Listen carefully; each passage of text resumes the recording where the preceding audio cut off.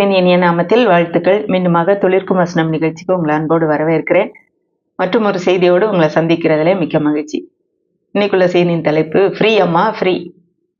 எப்பயுமே ஃப்ரீ, இலவசம் அப்படின்னாலே நமக்கு ரொம்ப சந்தோஷமா இருக்கும். அதை உடனடியாக ஓடி போய் வாங்கணும். எங்கே என்னது போட்டிருக்கு, எதுக்கு இலவசம், என்ன வாங்கினா இலவசம், ஒன்று வாங்கினா இன்னொன்று இலவசமா அப்படின்னு சொல்லி நம்ம பொருட்கள் வாங்குற காரியத்துல நம்ம அலைகிறோம். வேதாமத்திலே ஆண்டவரும் சில காரியங்களே நமக்கு இலவசமாக கொடுக்கிறார், சில காரியங்கள் நாம் செய்வதற்கு பலன் உண்டு. இப்படி 2 காரியங்கள் உண்டு. அதை நம்ம கொஞ்சம் இன்னைக்கு நம்ம பார்க்க போறோம். ஏன்னா பல சமயங்களில நம்ம இது 2ஐயும் குழப்பிக்கிறோம். இலவசம் வேற இருக்கு, அதாவது ஃப்ரீ அப்படிங்கிறது ஒன்று இருக்கு. கிஃப்ட், அதாவது ஃப்ரீனா கிஃப்ட், அதுக்கு பைசா காசு நமக்கு செலுத்த வேண்டாம், எதுவும் நம்ம வேலை செய்ய வேண்டாம், எதுவும் செய்ய வேண்டாம்.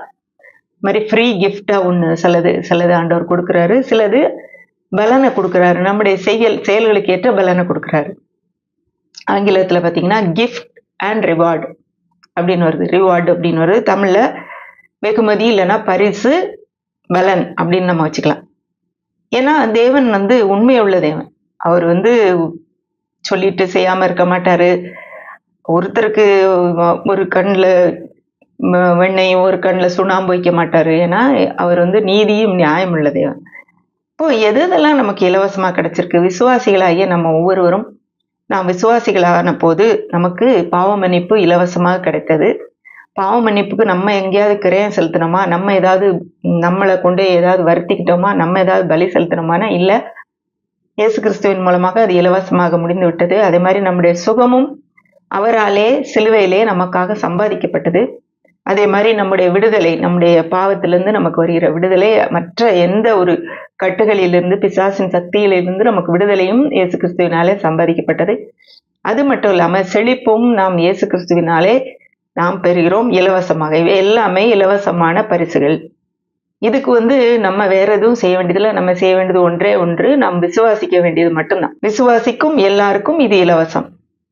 விசுவாசிக்காதவங்க எல்லாருக்குமே இது இலவசம் அப்படி கிடையாது. விசுவாசிகளாய் இருக்கிற இயேசு கிறிஸ்துவை விசுவாசித்து அவரை ஏற்றுக்கொண்ட எல்லாருக்கும் இது இலவசம். ஆனா சில காரியங்கள் நம்ம செயல்களுக்கு ஆண்டவர் கொடுக்கிற பலன் கிடைக்குது. அதாவது என்ன மாதிரி காரியங்கள்னு பார்த்தீங்கன்னா, அவர் நமக்கு கொடுத்துள்ள சில காரியங்கள், அதாவது நம்முடைய வாழ்க்கை, நம்முடைய இருக்கிற சூழல், நம்முடைய நேரம், இப்படி நிறைய காரியங்கள் நம்ம கொடுத்துருக்கிற பண வசதி, நம்ம படிப்பு, அந்த மாதிரி நிறைய காரியங்களை அவர் கொடுத்துருக்கிறார். அதை வைத்து நம்ம செய்கிற செயல்களுக்கு அவர் அதுக்கு நமக்கு பலன் கிடைக்கும். நாம் செய்யும் கிரியைகளுக்கு பலன் உண்டு. இது எல்லாருக்கும் சமம் கிடையாது. அதாவது ஆண்டவரை ஏற்றுக்கொண்ட விசுவாசிகள் எல்லாருக்கும் ரட்சிப்பு, சுகம், விடுதலை, செழிப்பு எல்லாம் எல்லாருக்கும் கிடைக்கணும், ஈக்குவல். ஆனா இது கொஞ்சம் வித்தியாசமானது. இது அவரவருடைய செயல்பாடுகளுக்கு ஏற்றாற் போல ஒரு பலனாக கிடைக்கும். அவருக்காக, ராஜ்யத்துக்காக எதையுமே செய்யாதவங்களுக்கும், அவருக்காக ராஜ்யத்துக்காக நிறைய காரியங்கள் செய்கிறவர்களுக்கும் பெரிய வித்தியாசம் உண்டு. நிறைய காரியங்கள் செய்கிறவர்களுக்கு பலன் உண்டு. ராஜ்யத்துக்காக செயல் செய்கிறவர்கள், கிரியை செய்கிறவர்களுக்கு பலன் உண்டு, பொறுப்புகளும் உண்டு. ஏன்னா ஒரு வசனம் நமக்கு தெரியணும், நம்முடைய கிரியைகளுக்கு பலன் உண்டு அப்படிங்கிறதுக்கு ஒரு வசனத்தை நான் வாசிக்கிறேன். எபிரேயர் 11ஆம் அதிகாரம் 6ஆம் வசனம். விசுவாசம் இல்லாமல் தேவனுக்கு பிரியமாயிருப்பது கூடாத காரியம். ஏனென்றால் தேவனிடத்தில் சேருகிறவன் அவர் உண்டென்றும் அவர் தம்மை தேடுகிறவர்களுக்கு பலன் அளிக்கிறவர் என்றும் விசுவாசிக்க வேண்டும். இதுல பாத்தீங்கன்னா தேவனுக்கு விசுவாசம் இல்லாம பிரியமா இருக்க முடியாது. அப்போ தேவனிடத்தில் சேர்கிறவனுக்கு என்ன செய்யணுமா, அவர் உண்டன்னு முதல்ல விசுவாசிக்கணும், நம்பணும். அது மட்டும் இல்லாம அவரை தேடுகிறவர்களுக்கு பலன் அளிக்கிறவர் என்று விசுவாசிக்க வேண்டும். அப்போ he rewards those who earnestly and diligently seek him. அதாவது அவரை தேடுகிறவர்கள் தமிழ்ல சும்மா போட்டிருக்குது. ஆனா earnestly and diligentlyனா வாஞ்சையோடு, ஒரு கிரமமாக, ஒரு ஒழுக்கத்தோடு, ஒரு நேர்மையாக, ஒரு முழுமனதோடு தேடுகிறவர்களுக்கு அவர் பலன் அளிக்கிறவர். இப்போ அவருடைய நேச்சரே, அவருடைய சுபாவமே பலன் அளிக்கிறவர் அப்படின்றத நம்ம பார்க்குறோம். அது மட்டும் இல்லாம நம்முடைய செயல்களுக்கு பலன் உண்டாம், நாம் செய்கிற செயல்களுக்கு. இதுல ரூத் 2ஆம் அதிகாரம் 12ஆம் வசனத்துல, உன் செய்கைக்கு தக்க பலனை கர்த்தர் உனக்கு கட்டளையிடுவாராக, இஸ்ரவேலின் தேவனாகிய கர்த்தருடைய செட்டைகளின் கீழ் அடைக்கலமாய் வந்த உனக்கு அவராலே நிறைவான பலன் கிடைப்பதாக என்றான். இது யார் சொல்றா? ரூத்தை பார்த்து போவாஸ் சொல்றான். இந்த ரூத் யாரு? அவ மோவாபிய பெண். அவளுடைய மாமியாரான நகோமிய தனியா நான் விட மாட்டேன், நீங்க எங்க போறீங்களோ அங்கேயே இருப்பேன், உங்க கூடவே இருப்பேன்னு சொல்லி வயதான மாமியாரோடு துணையாக வந்தது மட்டும் இல்லாம அவளுக்கும் தேவையான எல்லாவற்றையும் சம்பாதிக்கிறா. போய் கஷ்டப்பட்டு உழைக்கிறா. ஒரு சாதாரண ஒரு கூலி வேலை செய்யற மாதிரி ஒரு வயல்ல போய் பொறுக்கி கதிர்களை பொறுக்கி மாமியாருக்கு கொண்டு வர்ற வேலையை அவ செய்யற. அவங்களையும் பராமரிக்கிறா. இப்போ இந்த செயல்களுக்கு ஆண்டவர் பலன் தருவார் அப்படின்னு சொல்லி போவாஸ் சொல்றான். செய்கைக்கு தக்க பலன் சொல்றான், நிறைவான பலன் அப்படின்னு சொல்றான். இங்கிலீஷ்ல எப்படி வருதுன்னா, may Yahweh reward you with for your sacrifices and because of what you have done may you have rich reward from Yahweh. இப்போ இதுல ரெண்டு சொல்றது, ஒண்ணு பலன், அடுத்து நிறைவான பலன், ரிச் ரிவார்ட். இது எதுக்குன்னா அவளுடைய செயல். அவ இதுல என்ன செயல் செஞ்சுட்டா? மாமியாரை கவனிக்கிறா, தனியா விட்டுட்டு போல. அந்த செயலுக்காக, ஆண்டவரை தெரிந்து கொண்ட செயலுக்காக அவளுக்கு நிறைவான பலன் உண்டு. அப்போ தேவன் அவரை தேடுகிறவர்களுக்கு தியாகமான செயல்களை செய்யறவங்களுக்கு பலன் உண்டு இந்த வசனத்தின்படி. அடுத்தது பாத்தீங்கன்னா 2 நாளாகமம் 15ஆம் அதிகாரம் 7ஆம் வசனத்துல, நீங்களோ உங்கள் கைகளை நெகிழ விடாமல் திடன் கொள்ளுங்கள், உங்கள் கிரியைகளுக்கு தக்க பலன் உண்டு என்றான். இது ஆசா அப்படிங்கிற ராஜாவுக்காக ஒரு தேவனுடைய தாசன், அதாவது தீர்க்கதரிசி ஒருத்தர் அவர்கிட்ட பேசும்போது சொல்றாரு, உங்கள் கிரியைகளுக்கு பலன் உண்டு. அதாவது உங்களுடைய வேலை, நீங்க என்ன செய்றீங்களோ அந்த வேலைக்கு கண்டிப்பா பலன் இருக்கு. இப்போ இது எல்லாருக்கும் பொதுவா அப்படின்னு கிடையாது. யார் யார் என்னென்ன வேலை செய்யறாங்களோ அந்த வேலைக்கு பலன் உண்டு. சிலர் கடினமாக உழைத்து ஆண்டவருக்காக காரியங்களை செய்யறாங்க, மற்ற தங்களுடைய நேரத்தையும் தாளங்களையும் ஆண்டவருக்காக பயன்படுத்துறாங்க. அவங்களுக்கு தக்க பலன் உண்டு அப்படிங்கிறது இந்த வசனத்துல பாக்குறோம். புலம்பல் 3ஆம் அதிகாரம் 64ஆம் வசனம், கர்த்தாவே அவர்கள் கைகள் செய்த கிரியைக்கு தக்கதாக அவர்களுக்கு பலன் அளிப்பீர். அப்போ கர்த்தரை பத்தி சொல்லும் போது இந்த வசனம் சொல்லுது, அவங்க கையினாலே என்னென்ன கிரியைகள் செய்யறாங்களோ அதுக்கு தக்க பலனே நீங்க கொடுக்குறீங்க ஆண்டவரே அப்படின்னு சொல்லி இந்த வசனம் சொல்லுது. இன்னொரு வசனத்தையும் வாசித்திடலாம். எரேமியா 17:10, கர்த்தராகிய நானே ஒவ்வொருவனுக்கும் அவனவன் பலிகளுக்கும் செய்கைகளின் பலனுக்கும் தக்கதை கொடுக்கும்படி இருதயத்தை ஆராய்கிறவரும் உள்ளிந்திரியங்களை சோதிக்கிறவருமா இருக்கிறேன். இதுல இன்னும் கொஞ்சம் நமக்கு ஒரு டீட்டெயில்ஸ் கொடுத்துருக்கு. அவரை சும்மா மேலோட்டமா எதையாவது செஞ்சு அவர்கிட்ட பலன் எதிர்பார்க்கலாம் அப்படிங்கிறது இங்க முடியாத காரியம்னு நினைக்கிறேன். ஏன்னா இருதயத்தை ஆராயிறாராம், உள்ளிந்திரியங்களை சோதி தெரிகிறாராம். அதாவது உள்ளுக்குள்ள ஒண்ணு வச்சுட்டு வெளியே ஷோ காட்டி நமக்கு ஏதோ லாபத்துக்காக நம்ம காரியங்களை செஞ்சுட்டு இருக்கோம்னா அது மனுஷருக்கு ஒன்றா தெரியாம இருக்கலாம், ஆனால் ஆண்டவர் கண்டிப்பா தெரியும். அதுக்கு தக்கதான் நம்முடைய இருதயத்தின் ஆழத்தை சோதி தெரிந்து அதுக்கு தக்கதாக அவர் பலன் கொடுக்கிறார். பலன் கொடுக்கிறவர், செயல்களுக்கு தக்க பலனை கொடுக்கிறவர். அடுத்தது 3வது காரியம், நம்முடைய உண்மைக்கு தக்க பலன் கொடுக்கிறார். அதாவது உண்மைனா ஃபெய்த்ஃபுல்னஸ், தமிழ்ல உண்மைன்னு வருது. ஃபெய்த்ஃபுல்னஸ்னா ஒரு காரியத்தை எல்லா நேரமும் ஒழுங்கா உண்மையாய் நேர்மையாய் செய்வது. ஒரு யாருமே உங்களை பாராட்டலைன்னு வைங்க, ஆனா கூட நீங்க அந்த டைமுக்கு யாரு வந்தாலும் வராட்டாலும் சரியான நேரத்துக்கு நீங்க போயிட்டே இருக்கிறீங்கன்னா அது ஒரு உண்மையான செயல். அதே மாதிரி ஒருத்தங்க சொன்ன வேலை, இவங்க கொடுத்த வேலையை நான் எப்பயுமே அது இவங்ககிட்ட இருந்து எதுவும் கிடைக்கும்ன்றதுக்காக இல்லை, எல்லா நேரமும் எல்லா சூழ்நிலையிலும் ஒருத்தங்க ஒண்ணு சொல்றாங்கன்னா, ஒரு வேலை எனக்கு கொடுக்கப்பட்டதனால் நான் அதை ஒழுங்கா செய்யறேன்னா நான் உண்மை உள்ளவள்.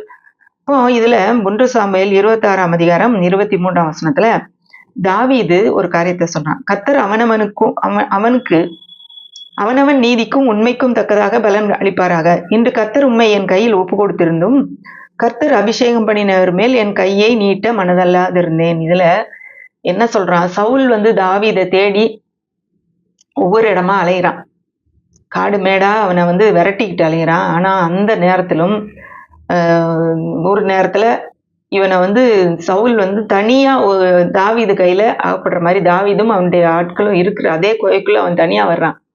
கண்டிப்பாக அந்த நேரத்துல இவனை கொலை செய்யறதுக்கு எவ்வளோ தாவீதுக்கு கொஞ்சம் ரொம்ப ஈஸியா பண்ணியிருப்பான்.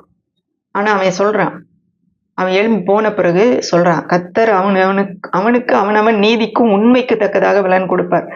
ஏன்னா நான் இன்னைக்கு என்னால தீமை செஞ்சிருக்க முடியும், நீங்க என்னுடைய எதிரி தான். என்னுடைய உயிரை வாங்குறதுக்கு நீங்க அதுக்காக தான் வந்து என்னை தேடிக்கிட்டு அலையறீங்க.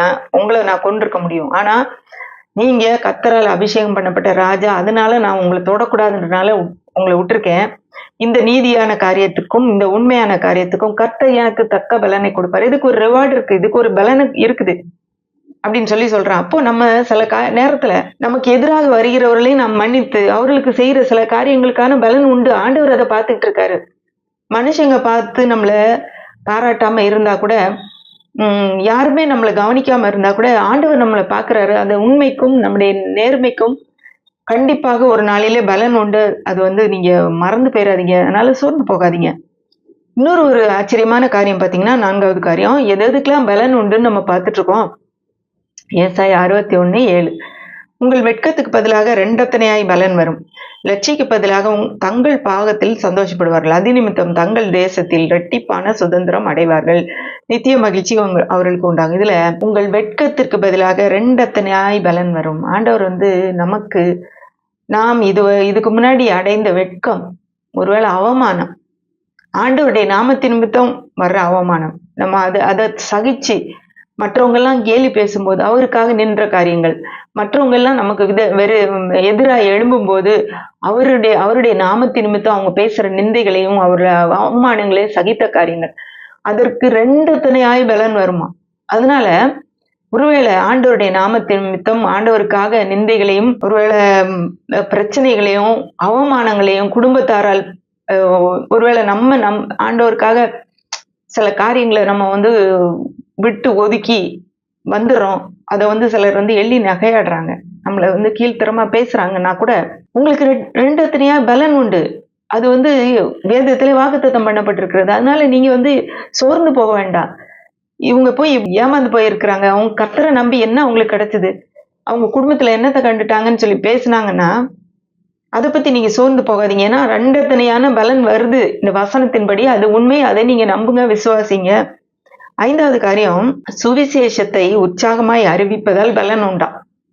இதுவும் பாத்தீங்கன்னா 1 கொரிந்தியர் 9ஆம் அதிகாரம் 16, 17 வாசிக்கிறேன். சுவிசேஷத்தை நான் பிரசங்கித்து வந்தும் மேன்மை பாராட்ட எனக்கு இடமில்லை.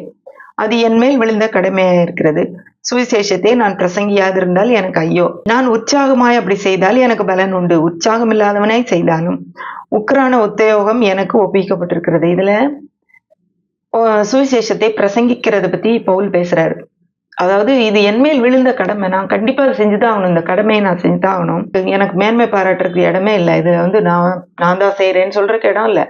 ஏன்னா இது என்னுடைய கடமை. ஆனா இதை நான் உற்சாகமாக, மன உற்சாகமாக ஆண்டவருக்காக இருதயத்திலிருந்து சந்தோஷத்தோட செஞ்சேன்னா அதுக்கு கண்டிப்பாக பலன் உண்டு. அப்போ இன்றைக்கு ஊழியத்தை செய்கிற ஒவ்வொருவரும் உற்சாகமாக அதை செய்யும் போது அதுக்கு ஒரு பலன் உண்டுன்றத மறந்து போக வேண்டாம். ஆனா உற்சாகம் இல்லாம ஏனோதானு செய்யலாம் அப்படின்னு அடுத்த லைன்ல சொல்றாரு. உக்ரான உத்தியோகம் நமக்கு கொடுக்கப்பட்டிருக்கு, நமக்கு பொறுப்பு இருக்கு, அதனால செய்யறோம் அப்படின்னு கூட செய்யலாம். ஆனா அதுக்கு பலன் வருமான்னு கேட்டா இல்ல. உற்சாகத்தோட செய்கிற ஊழியத்துக்கு கண்டிப்பாக பலன் உண்டு. சுவிசேஷத்தை அறிவிப்பதற்கு கண்டிப்பாக பலன் உண்டு. அப்போ இது இன்னொரு ஒரு காரியம் பாத்தீங்கன்னா, எபிரேயர் 11ஆம் அதிகாரம் 26 வசனத்துல மோசையை பத்தி அதுல சொல்லியிருக்கு. அதுல இனி வரும் பலன் மேல் நோக்கமாயிருந்து எகிப்தில் உள்ள பொக்கிஷங்களிலும் கிறிஸ்துவ நிமித்தம் வரும் நிந்தை அதிக பாக்கியம் என்று எண்ணினான். இதுல மோசை என்ன செஞ்சானா, எகிப்துல எல்லாமே அவனுக்கு இருந்தது. அவனை வந்து அவன் ராஜாவுடைய அரண்மனையில வளர்க்கப்பட்டான். ஆனா இந்த தன்னுடைய மக்கள் இஸ்ரவேலர் தான் தன்னுடைய மக்கள், தான் அவர்களை மீட்க வேண்டும் என்று ஆண்டவர் கொடுத்த அந்த தரிசனத்தை உணர்ந்த உடனே இவங்களோட சேர்ந்து கஷ்டத்தை அனுபவிக்கிறது தான் தேவன் எனக்கு கொடுத்திருக்கிறாருன்னு சொல்லி அந்த சந்தோஷத்தை அவன் வந்து விட்டுட்டு இவங்களோட கஷ்டத்தை அனுபவிப்பதை தெரிந்து கொண்டான் அப்படின்னு வருது. பாக்கியம் என்று எண்ணினான். இப்போ இப்படி ஒருவேளை சுவிசேஷத்தின் நிமித்தம் ஆண்டவர் அழைத்த அழைப்பு நிமித்தம் துன்பத்தை அனுபவிக்கிறவர்களுக்கு கண்டிப்பாக ஆண்டவர் பலன் கொடுப்பாருன்றத மறந்து போயிடாதீங்க. இது வந்து ரிவார்டு, இது கிஃப்ட் கிடையாது. அதாவது சுவிசேஷத்தை அறிவிக்காம இருக்கிறவங்களுக்கு கிடையாது. சுவிசேஷத்தை அறிவிக்கிறவங்களுக்கு ஆண்டவர் கொடுக்கிற ரிவார்டு, பலன். அதாவது கூலின்னு சொல்லலாம். கூலியோட இது கொஞ்சம் ஜாஸ்தி தான். நம்ம செய்யறதுக்கு அவர் வந்து ஒரு பரிசு மாதிரி, பரிசு இல்லை, பரிசுனா ஃப்ரீ. இது வந்து பலன் அப்படிதான் தமிழ்ல வருது, இங்கிலீஷ்ல ரிவார்டுன்னு வருது. நம்ம செய்யறதுக்கு அவர் கொடுக்கிற பலன். அது மட்டும் இல்லாம இந்த பூலோகத்துல நமக்கு பெற்றுக்கொள்றது மட்டும் இல்லாம பரலோகத்திலும் பலன் உண்டுன்னு சொல்லி நம்ம வசனத்துல வாசிக்கிறோம். மத்தேயு 5ஆம் அதிகாரம் 12ஆம் வசனத்துல நான் வாசிக்கிறேன். சந்தோஷப்பட்டு களி கூறுங்கள், பரலோகத்தில் உங்கள் பலன் மிகுதியாயிருக்கும். உங்களுக்கு முன்னிருந்த தீர்க்கதரிசிகளையும் அப்படியே துன்பப்படுத்தினார்களே. ஒருவேளை நீங்க நினைக்கலாம், ஆண்டவருடைய நாமத்தின் நிமித்தம் இவங்க கொல்லப்பட்டிருக்காங்களே, இவங்க துன்புறுத்தப்படுறாங்களே, எத்தனையோ பேர் ரத்த சாட்சியா மறிக்கிறாங்களே, அவங்களுக்கு என்ன அப்படின்னு நமக்கு நிறைய நேரம் கொஸ்டின் வருதுல்ல. ஆண்டவர் எங்க போயிட்டாரு? இப்படிப்பட்ட ஒரு நல்ல ஒரு ஊழியக்காரரை இப்படி அநியாயமா கொன்னுட்டாங்களே, இப்ப இந்த நேரத்துல ஆண்டவர் எங்க இருக்கிறாருன்னு நம்ம நினைக்கிறோம். ஆனா சந்தோஷப்பட்டு களி கூறுங்கள், உங்களுக்கு உங்கள் பரலோகத்தில் உங்கள் பலன் மிகுதியா இருக்கும். ஏன்னா இதுக்கு முன்னாடி நிறைய பேர் அப்படிதான் செஞ்சிருக்கிறாங்க. இப்படிப்பட்டவர்களுக்கு பலன், மிகுதியான பலன் ஆண்டவர் வச்சிருக்கிறாராம். For your reward in heaven is great, absolutely inexhaustible. அதாவது எக்ஸாஸ்டிபிள், இன்எக்ஸாஸ்டிபிள்னா அதை எடுக்க எடுக்க குறைவில்லாத அளவுக்கு அவ்வளவு ரிவார்டு இருக்குதா, அவ்வளவு பலன் இருக்குதா அப்படிப்பட்டவர்களுக்கு. அதனால ஒருவேளை நீங்க துன்பத்தையும் பௌத்திரத்தையும் அனுபவிக்கிறீங்க, இந்த உலகத்துல உங்களுக்கு பலன் தெரியல, எதுவுமே கிடைக்காத மாதிரி இருக்குன்னா, அடுத்த உலகத்துல, பரலோகத்துல, ஆண்டவருடைய ராஜ்யத்துல கண்டிப்பாக நமக்கு பலன் இருக்குது அப்படிங்கிறது அதை நினைத்து சந்தோஷப்படுங்கள்னு சொல்லி இந்த வசனத்துல நம்ம வாசிக்கிறோம். லூக்கா 6ஆம் அதிகாரம் 22, 23 வாசிக்கிறோம். மனுஷகுமார் நிமித்தமாக ஜனங்கள் உங்களை பகைத்து, உங்களை புறம்பாக்கி, உங்களை நிந்தித்து, உங்கள் நாமத்தை பொல்லாதது என்று தள்ளிவிடும் போது நீங்கள் பாக்கியவான்களா இருப்பீர்கள். அந்நாளிலே நீங்கள் சந்தோஷப்பட்டு களி கூறுங்கள், பரலோகத்தில் உங்கள் பலன் மீதியா இருக்கும். அவருடைய பிதாக்கள் தீர்க்கதரிசிகளுக்கும் அப்படியே செய்தார்கள். இதுல பாருங்களேன், அதே பகுதி தான் இங்க கொஞ்சம் வித்தியாசமா கொடுக்கப்பட்டிருக்கு.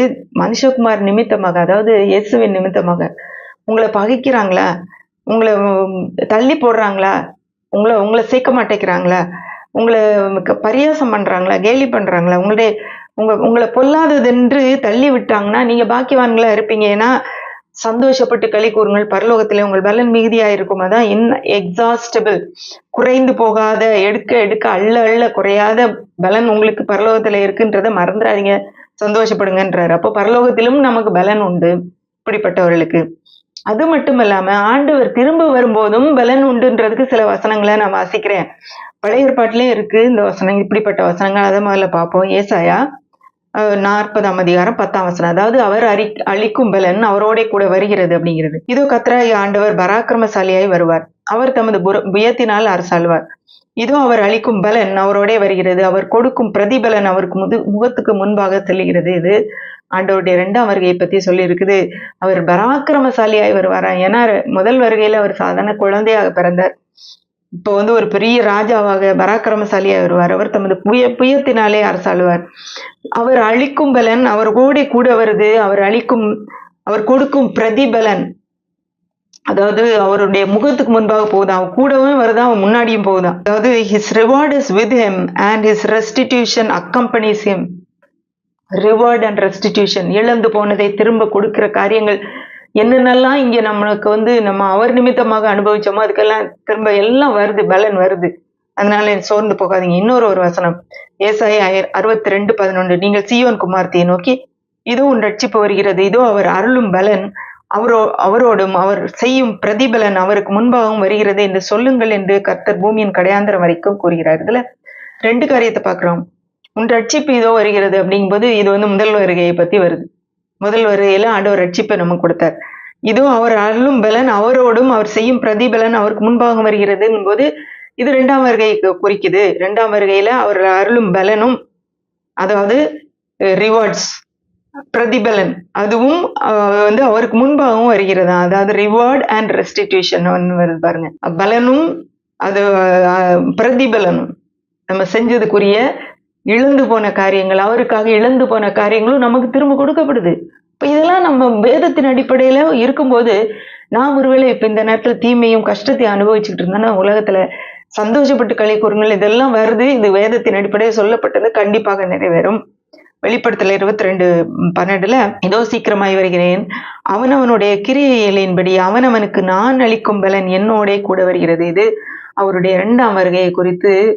2ஆம் வருகையில அவர் வரும்போது அவர் அவனவன் கிரியை கேட்டார் போல அவர் கொடுக்கும் பலன் அவரோட கூட வருது. அவருடைய செயல்களுக்கு இப்பவும் பலன் கிடைக்கும். இப்ப கிடைக்கலன்னா பரலோகத்துல கிடைக்கும், பரலோகத்துல இருக்கும். அவர் 2ஆம் வருகையில வரும்போதும் கொண்டு வருவாரு. இப்போ இதெல்லாம் நமக்கு வாக்குத்தத்தம் பண்ணப்பட்டிருக்கிறது என்பதை நாம் மறந்து போகக்கூடாது. ஆகையினால் நாம் உற்சாகம் அடைய வேண்டும். இது ஆண்டவருக்காக எதுவுமே செய்யாதவர்களுக்கு இது பொருந்தாது. ஏன்னா அவங்க வெறும் ரட்சிப்பை பெற்றுக்கொண்டு அப்படியே உட்கார்ந்துருக்காங்க. அப்படிப்பட்டவங்க இல்ல.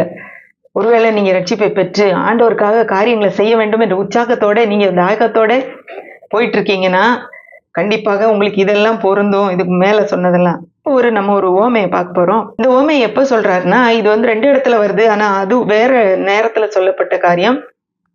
இப்ப சொல்றது அவர் எருசலேம் பக்கத்துல வந்துட்டாரு. இப்போ அவரோட இருந்து சீஷரெல்லாம் என்ன நினைக்கிறாங்க, இப்பதான் ராஜ்யத்தை ஆண்டவர் திரும்ப கொடுக்க போறாரு. அதாவது சண்டை போட்டு ரோமர்கிட்ட ராஜ்யத்தை கைப்பற்றி இப்போ இந்த பூமியிலே அவருடைய ராஜ்யம் நிலைநாட்டப்பட போறாருன்னு சொல்லி அவங்க தவறா நினைச்சிட்டு இருக்காங்க. அதுக்காக இந்த உவமையை சொன்னாருன்னு சொல்லி அழகா லூக்கால அது குறிப்பிட்டுட்டு அவங்க சொல்றாங்க. அதாவது 19ஆம் அதிகாரம் லூக்கா 11ஆம் வசனம். அவர்கள் இவைகளை கேட்டுக்கொண்டிருக்கையில் அவர் எருசலேமுக்கு சமீபித்திருந்தபடியினாலும் தேவனுடைய ராஜ்யம் சீக்கிரமா வெளிப்படும் என்று அவர்கள் நினைத்தபடியினாலும் அவர் ஒரு உவமையை சொன்னார். இந்த இடத்துல அவருக்கு தெரியுது, இந்த எருசலேமுக்கு போனா அடுத்து பாடு மரணம், அவ்வளவுதான். நம்ம அடுத்து மரணம், அதுக்கு பிறகு உயிரோடு எழும்புதல், அப்புறம் திரும்பி வர்றதுக்கு கொஞ்சம் நாள் ஆகும். அதெல்லாம் இவங்களுக்கு புரியல. இப்போ போனா அவர் ராஜ்யத்தை திரும்ப கொடுத்துருவாருன்னு நினைச்சிட்டு இருக்காங்கன்றதுனால இதை ஊமையா தான் சொல்றாரு அவங்களுக்கு. அப்போ அவங்களுக்கு கண்டிப்பா புரிஞ்சிருக்காது. இப்போ நமக்கு புரியுது. இப்போ இதுல என்ன வருதுன்னா, பிரபுவாகி ஒருவன் ராஜ்யத்தை பெற்றுக்கொண்டு திரும்பி வரும்படி தூர தேசத்துக்கு போக புறப்பட்டான். புறப்படும் போது அவன் தன் ஊழியக்காரரில் 10 பேரை அழைத்து அவர்களிடத்தில் 10 ராத்தல் திரவியத்தை கொடுத்து, நான் திரும்பி வரமளவும் இதை கொண்டு வியாபாரம் பண்ணுங்கள் என்று சொன்னான். இதுல பாத்தீங்கன்னா ஆண்டவர் தன்னை பத்தி சொல்றத நீங்க அப்படியே கனெக்ட் பண்ணிக்கிட்டே வாங்க. ஒரு பிரபு ஆகிய ஒருவன் ராஜ்யத்தை பெற்றுக்கொண்டு திரும்பி வரும்படி தூர தேசத்துக்கு புறப்பட்டு போனான்னா, இப்ப ஆண்டவர் இந்த இடத்த விட்டு பிதாவிட்டு போறாரு. ராஜ்யத்தை பெற்றுக்கொண்டு திரும்பி வர்றதுக்காக போறாரு. அவர் புறப்படும் போது ஊழியக்காரர்கள் 10 பேரை அழைத்து 10 ராத்தல் திரவியம் கொடுத்து, இப்ப அந்த ஊழியக்காரன் போது அவருடைய சீஷர்கள் மாதிரிதான் அவங்கள நினைச்சுக்கணும். இந்த 10 ராத்தல்ல இதுல ஒவ்வொருத்தனுக்கும் ஒரு ராத்தல்னா ஒரு ராத்தல்ன்றது 3 மாத சம்பளம், ஊதியம் மாதிரி. அப்படிப்பட்ட அந்த அளவு உள்ள பணம் அப்படின்னு சொல்றாங்க. தாளந்துன்னு சொல்லி ஒரு இடத்துல வரும், அது வேற இது வேற. இந்த ஒவ்வொருவருக்கும் ஒரு ராத்தல் கொடுத்து 10 பேரை அழைத்து கொடுத்துட்டு போறாரு. இப்போ இன்னொன்னு பாருங்க, லூக்கா 19ஆம் அதிகாரம் அதே இதுல 14ஆம் வசனத்துல அவனுடைய ஊரார் அவனை பகைத்து, இவன் எங்கள் மேல் ராஜாவா இருக்கிறது எங்களுக்கு மனதில்லை என்று சொல்லும்படி அவன் பின்னே ஸ்தானாபதிகளை அனுப்பினார்கள். இதுவும் இயேசுவை இப்ப நிறைய பேருக்கு பிடிக்கல. அதனால அதை வச்சு இந்த இதை சொல்றாரு. அவன் ராஜ்யத்தை பெற்றுக்கொண்டு திரும்பி வந்த போது, ராஜ்யத்தை பெற்றுக்கொண்டு திரும்பி வரான். தன்னிடத்தில் திரவியம் வாங்கியிருந்த அந்த ஊழியக்காரில் அவன் வியாபாரம் பண்ணி சம்பாதித்தது இவ்வளவென்று அறியும்படிக்கு அவர்களை தன்னிடத்தில் அழைத்து வர சொன்னான். இப்போ ஆண்டவருடைய 2ஆம் வருகை இதுல வருது. 2ஆம் வருகையில அவங்ககிட்ட ஒவ்வொருத்தட்டையும் ஒன்னொன்னு கொடுத்துட்டு போனாரு. அதை என்ன பண்ணீங்கன்னு கேட்கறதுக்காக அவங்களை திரும்ப கூட்டிட்டு வர சொல்றாரு அந்த 10 ஊழியக்காரங்க. இதுல பாத்தீங்கன்னா எல்லாருக்கும் ஈக்குவலா ஆண்டவர் கொடுத்திருக்கிறாரு. ஒவ்வொருத்தருக்கும் ஒரு இது கொடுத்திருக்கிறாரு. இதை நம்ம எடுத்துக்கொள்ளலாம். இது நமக்கு கொடுக்கப்பட்ட, இலவசமாக கொடுக்கப்பட்ட ரட்சிப்பு, பாவ மன்னிப்பு, நமக்கு விடுதலை, சுகம் ஆகியவற்றை கூட நம்ம இதை எடுத்துக்கொள்ளலாம். ஏன்னா எல்லாருக்கும் ஒன்று போலதான் கொடுக்கப்படுது, ஊழியக்காரர் எல்லாருக்கும். இப்ப இதை வச்சு நீங்க வியாபாரம் பண்ணுங்கன்னு சொல்லிட்டு போறாரு. திரும்ப என்ன பண்ணீங்கன்னு கேட்கிறாரு. இப்போ அதே போலதான் நமக்கு கொடுக்கப்பட்ட இந்த காரியங்களை குறித்து கணக்கு கேட்கப்படும் அப்படிங்கிறத இந்த இதுல நம்ம பொருத்தி பார்த்துக்கிட்டே வரணும். ஏன்னா இலவசமாய் கொடுத்த காரியங்களை குறித்தும் நமக்கு ஒரு பொறுப்பு இருக்குன்றத நம்ம மறந்து போகக்கூடாது. 16ஆம் வசனத்தை வாசிக்கிறோம். அப்பொழுது முந்தினன் ஆண்டவனே, உம்முடைய ராத்தலினால் 10 ராத்தல் ஆதாயம் கிடைத்தது என்னான்னு. இது எவ்வளவு ஒரு பெர்சன்டேஜ்ன்னு பாத்தீங்கன்னா 1000%, 1000 மடங்கு, 1000%. ஏன்னா ஒண்ணுதான் கொடுத்தான், அவன் 10 ஆக்கிட்டான். இப்போ 10 ஆக்குனான்னா அவ்வளவு 1000% அவன் பெருக்கியிருக்கான். அவ்வளவு அதிகமா அவன் வேலை செஞ்சிருக்கான். இப்ப எஜமானவனை நோக்கி, நல்லது உத்தம் ஊழியக்காரனே, நீ கொஞ்சத்தில் உண்மையாயிருந்தபடியால் 10 பட்டணங்களுக்கு அதிகாரியாயிரு என்றான். இதுல பாருங்களேன், இது கொடுத்த ஒரு 3 மாத சம்பளத்துக்கு இவன் 1000 மடங்கு 1000% அதை பெருக்குனதுனால அவனுக்கு என்ன கொடுக்கப்பட்டதுன்னா இன்னும் பொறுப்பு கொடுக்கப்பட்ட 10 பட்டணங்கள். ஏன்னா இப்போ இந்த ராஜா பிரபு என்ன செஞ்சிருக்காரு, போய் ராஜ்யத்தை பெற்றுக்கொண்டு வந்திருக்காரு. ஒரு பெரிய அரசாங்கத்தை பெற்றுக்கொண்டு வந்திருக்கிறாரு. இப்ப அரசாங்கத்துல நிறைய பட்டணங்கள் இருக்கு.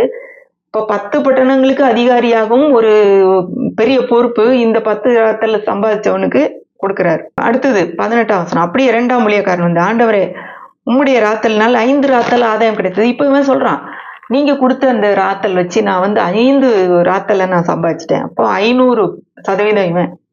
உடனே அவனையும் நோக்கி நீயும் 5 பட்டணங்களுக்கு அதிகாரி ஆயிரும். அவங்க வந்து இருக்கத அவ்வளோ அழகா அதை வந்து பெருக்குனதுனாலே அவங்களுக்கு பொறுப்பு கூட கொடுக்கப்படுகிறது. எஜமானுடைய ஆளுகையின் அதிகாரம் பிரித்து கொடுக்கப்பட்டது.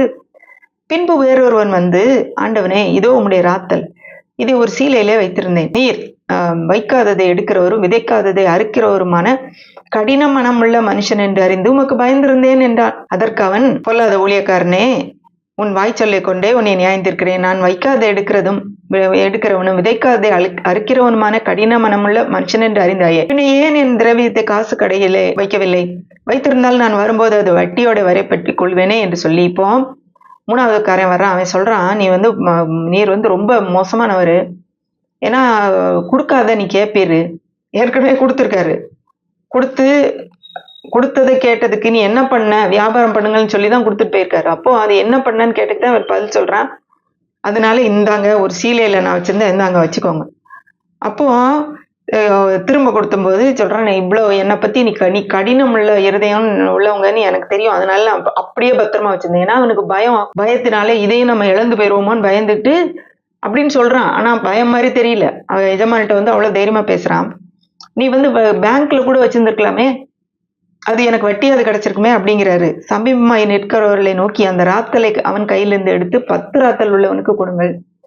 அவன்கிட்ட இருந்து வாங்கி ஏற்கனவே 10 ராத்தல் வச்சிருக்கானே அவனுக்கு கொடுங்கன்னு எல்லாரும் சொல்றாங்க. அவனுக்கு ஏற்கனவே 10 இருக்குதே.